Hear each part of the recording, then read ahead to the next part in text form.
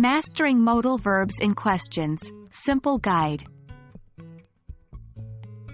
Hello, English learners. Today we'll dive into an exciting part of the English language, forming questions with modal verbs. Modal verbs are fantastic tools to express ability, possibility, necessity, or permission. But sometimes, they can be tricky when used in questions. No worries though, by the end of this video, you'll master this skill. So, let's get started. Firstly, it's essential to understand what modal verbs are. They include verbs like can, could, may, might, will, would, shall, should, must, and ought to. Modal verbs add certain meanings to the main verb in a sentence.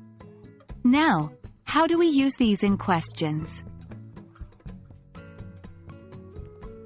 The basic structure of questions with modal verbs is modal verb plus subject plus base verb.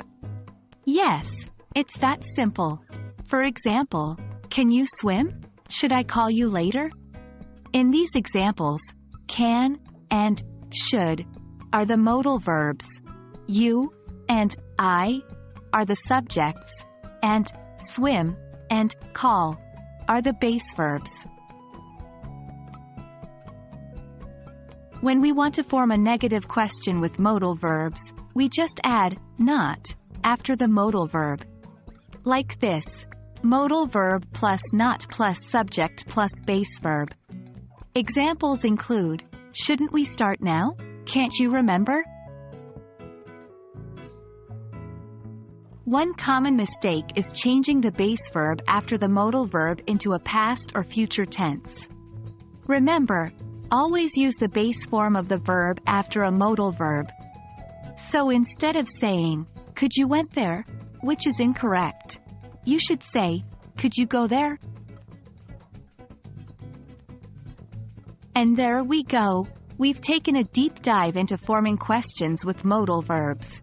Remember the basic structure and avoid the common pitfalls, and you'll be asking questions with modal verbs like a pro.